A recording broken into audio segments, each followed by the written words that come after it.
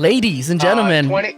Historically, the Lions got the first 0-16 record, and they will be the first team to get 0-17. We're saying it right here on NFC North West Coast Edition. Lions 0-17. You heard it here first, ladies and gentlemen. So there you have it. 0-17 is our prediction. Oh man. Okay. What was that? All right, that was fun. This is the equivalent of whatever that video. This is more entertaining than their fucking schedule release. Yeah, it was. It was actually. All right. In Heck all yeah. reality, though, looking at their schedule, They got a really good schedule. Yeah, they got a really good schedule. I mean, like I said, 4-1 or even 5-0 going into the bye week. I don't really notice any short weeks for them either, except for the short week going into Buffalo. So that's why I think that game's going to be very, pretty challenging. And then the other thing is, like, they are closing the final 4 weeks of the season with 3 divisional games, and they're all away. So that's a pretty rough stretch right there. So you have week 15 at Minnesota. Then you play Monday night at home versus the Giants. Then you have week 17 at Chicago, and then week 18 at Green Bay. So, I mean, that's not as easy as they're making it seem to be. That New York to Chicago is a quick week too for them. So that's going to be hard. The thing about their schedule is they have to start fast. They cannot have any slow starts. They can't lose 2 or 3 games that they shouldn't have expected to lose.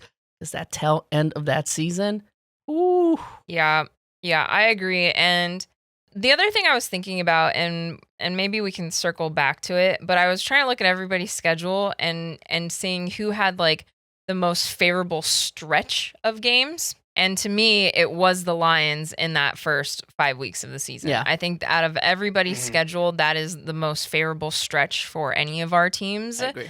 And so, I mean, and then going into a bye week and basically starting your season all over again at week 7. I mean, to me, the stars are aligning for the Lions. So, kind of scary, honestly. Oh, yeah. But if they fuck up at any point, we have the chance to be the one that takes their spot in the playoffs.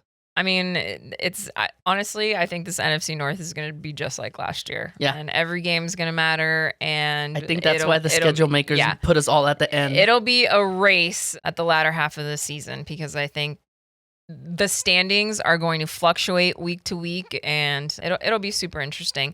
I looked at their primetime games. So I rated primetime games as like even outside the Sunday night, Monday night. Like, I mean, for us, I included Christmas Day as a primetime game. I am so excited for that.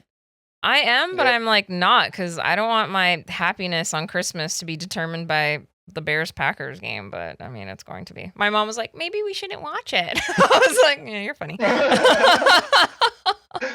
Hope your dad wasn't around. What? Yeah. So, but overall, everybody in the NFC North has at least 6 primetime games. So that's, or maybe the Vikings didn't. No, sorry. You guys didn't make the cut that much. No, we're still on that Kirk Cousins schedule. We don't like primetime games. So, but 6 primetime games for the Lions, and then the flex game at Green Bay at the end. I've also counted the Germany game as like primetime. I don't know if we really want to count that, but all right. Final predictions. Reality check though, not 0-17, because I mean that'd be pretty difficult for them to accomplish with how shitty of teams they're playing. So let's go through it again real quick. I think that the Bills are going to win for real. I think that they're going to beat the Saints. The Jets, they're going to beat. Again, I have them going 4-1 into. Yeah. I think they're only losing to Buffalo, and I do think they have a chance to win that game. So it could be a very 5-0. But I have them 4-1. I have them losing at the Packers. Well, that's at home, right? This is the first game's at no, first game's at Packers. Green Bay is at home. So I have them losing at the Packers. I have them winning. I think for this year, we all basically split. I think so too.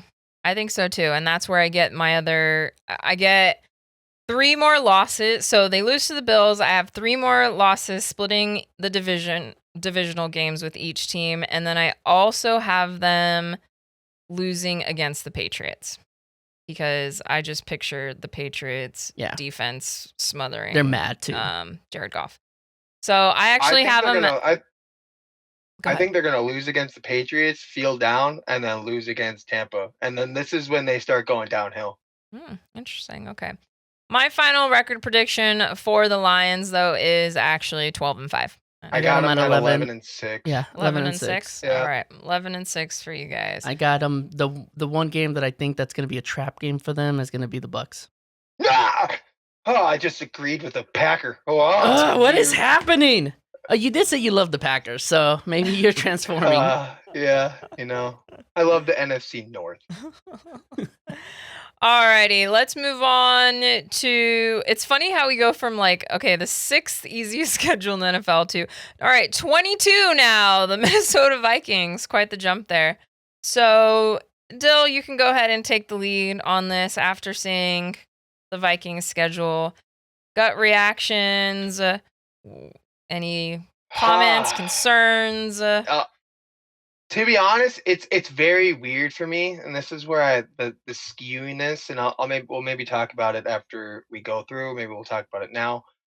I feel like we are really neck and neck with the Bears' schedule for some reason. Like, we are playing the same people except for Washington and Colts, and you guys got Seattle and just the Super Bowl champions. It doesn't, and it's in Seattle, so yeah, one of the hardest stadiums to play at. I mean, I wonder what the Colts would have done if Dimes never went out. I just, okay, that's your opinion. I don't.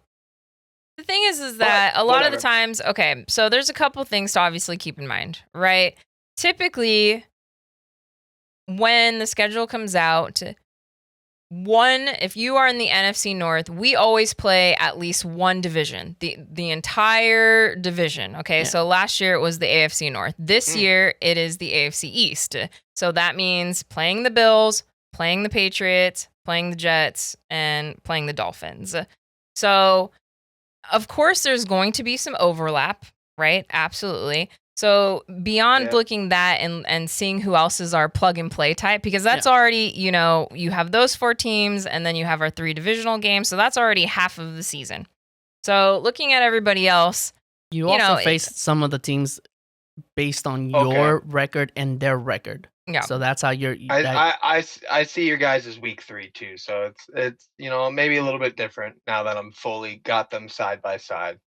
Yeah. So I mean. All right, I got you. That's where that win percentage could be really skewed because you had 3 teams. Listen. I don't know what. I think it was last year's AFC East was like dog, but they were all. It's one of those. Right there. Yeah, it's one of those things where look, you know me. I don't ever go by statistics. I always think there can be anomalies, but have to at least bring it up.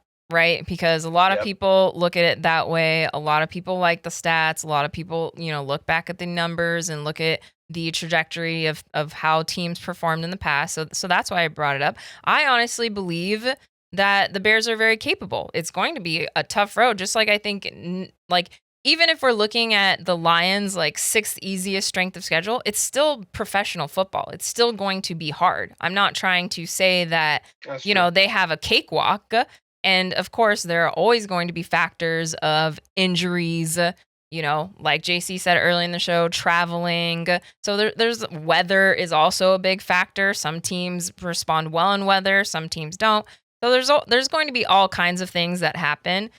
But, I think that it is possible for the Bears to be successful, just like I think it's honestly possible for any NFC North team to be successful this year. But if I'm just going off of numbers and the factors that we have right now. So there's a couple of things that concern me with the Vikings and me too. In particular. One, I still think it's weird that they're having their GM search right now. Everything starts from the top and trickles down. It doesn't matter, at the end of the day, the NFL is a business and it doesn't matter what business you're in. That's the reality of how business structure works. So that's a really strange thing to me. Looking at it, I think opening the season with the Packers and the Bears. Okay, Vikings. Okay. It's a tough start. Yeah, that's a tough start. That's a tough one. I Yeah, think. absolutely. And what really concerns me is this QB competition. Yeah. To be honest. Yeah. I think that storyline is going to actually be detrimental to your team this season. And I mean, if you're looking at first 2 games of the season, divisional games, does this bode better for if Kyler Murray's the start? And if he doesn't do well, then it's like, all right, throw in your, projected future quarterback, right? And JJ McCarthy. Or is this, let's start JJ McCarthy, and if he's not performing well against our divisional opponents, maybe we bring in Kyler Murray in hopes to save our season. Like if we start 0-2, honestly, that kind of storyline of the QB competition, whoever gets that starting job day one I don't care who you think you are, you're going to have some type of like, I got to keep this job. I got to keep this job. There's a lot of pressure right there for sure. And I think that whoever it is, they're going to end up overcompensating and mistakes are going to be made. And at the cost of that, the Vikings are going to lose games. Yeah. That's where I am afraid of, like where JJ, we saw him last season overcompensating a lot during those games. And when he came back, I think it was against Green Bay when he got a flag. And it was like you said last week or the other week, like he just kind of sometimes does too much. Yeah. And, are we pressuring him to do too much? And to be honest, Kyler Murray has always been that same way throughout his career. I have always felt that he's tried to do too much as well. And so it's question though. Do you think, let's say Kyler Murray goes back to, I never thought he was a top 10 quarterback. Let's say he goes to being like a 12th best quarterback in the league, kind of like at his height, where he's mobile, he's able to escape the pocket, and he's able to at least move the ball downfield. Do the Vikings take a huge step forward at that point? Because again, we don't know which quarterback it is. This is just hypothetical if it's Kyler Murray. Honestly, because JJ played. Are you saying does JJ turn into a Love for the next 3 seasons, or? We could have that conversation later. I don't know about that yet. But like in that instance, does he kind of go back into that, like, how Love with Aaron Rodgers? Does he kind of get sat for a while? Well, so I think that is the second part of the question, depending on how you answer it, right? Because JC's question is, if Kyler Murray performs to the level that took the Cardinals to the playoffs, and maybe like earlier in his career towards midway through his career, but he had a really good supporting cast. But if he performed to that level, do the Vikings take a huge step? Because I mean, he 100% is an upgrade from Carson Wentz. There's not a doubt about that. Oh yeah. Especially from an athletic perspective, right? And an injury. He got injured, but even from an injury perspective, he's still an upgrade. So the question is, do they take a huge step forward, in your opinion, if he were to at least semi get to that type of performance? I don't think so. I agree with you. I don't think so. I think it's only been 2 seasons, so going on to the 3rd. We've really have had JJ's back per se, and I don't think we can see some potential. You weren't saying that you saw much spark, but I think if we play towards JJ's game, and with some of the highlights I was seeing in the last video last week, it was, I was seeing some good floaters. I was seeing some tosses in there. I try to be fair. I try to be fair. Try to be fair. I put a lot. I put when I talk bad about him, I put the bad plays. When you talked bad about Jordan Love, I threw his interceptions in there. That's how I was trying to be as fair as possible. But you threw his highlights against the Lions and the Cowboys. I just threw his highlights. Against the Lions and Cowboys. Those were the only 2 games he had highlights, okay? There was not much to pick from, man. Like, oh man, that's funny. I know, that's the point. I had to go to his college film.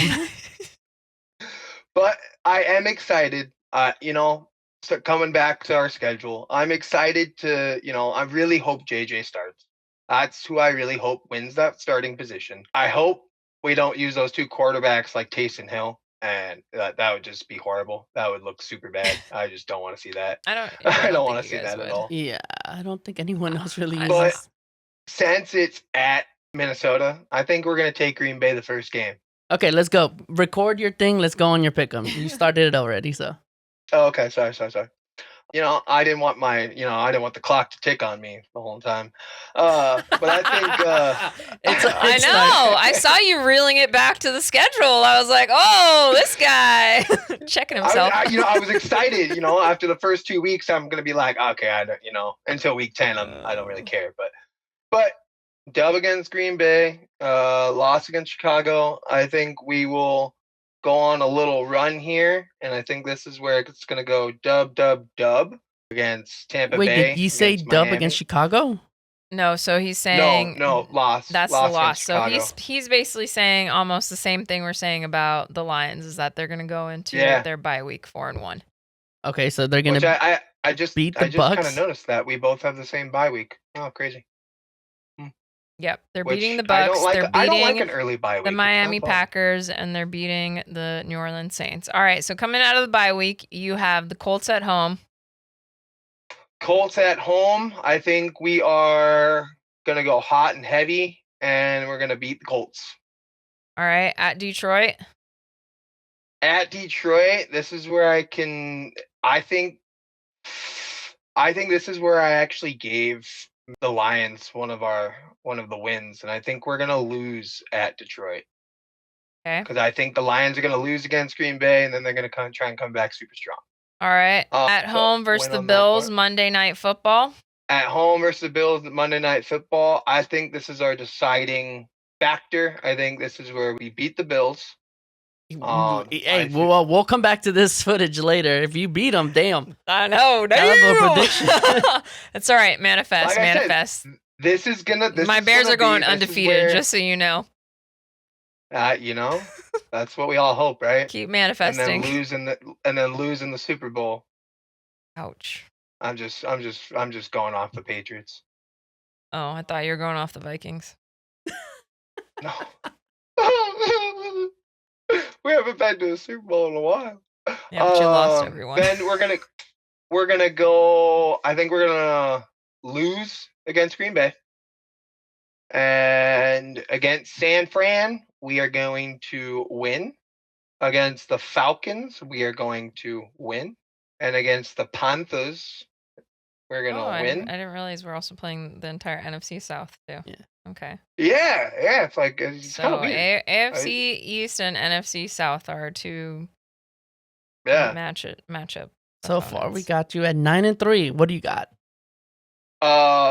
This is we are gonna lose against New England. Then we will come back home. We'll have a win against the Lions. We'll have a win against the Washington. I think that will. It says flex game. I think I think it's gonna go to a primetime game because this is where we're getting close. And then we are gonna win against the Jets, and then this is the deciding factor. I actually think we're gonna lose both games against the Bears. I mean, you still go 12-5. Wow. Dang.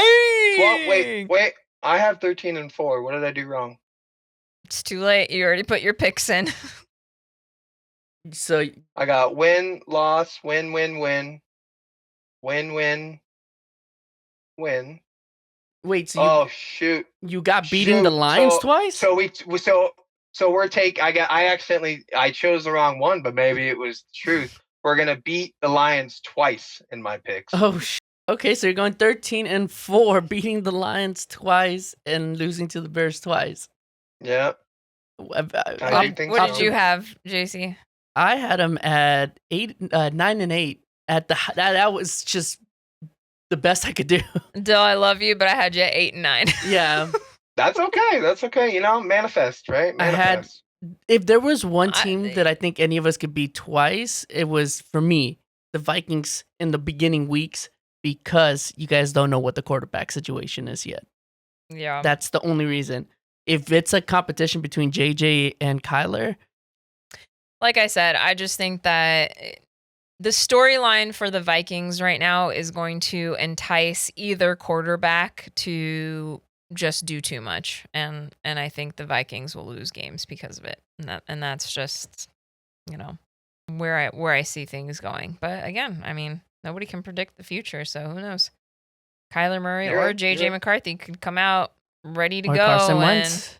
or Carson Wentz. Alrighty, Maybe we'll start using Carson Wentz as Taysom Hill.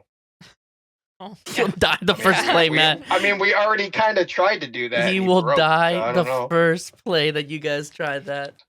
Alrighty, well, thank you all for listening. Thank you again, Dill, for joining us today. It's always a pleasure, and we will see you guys next week. Deuces.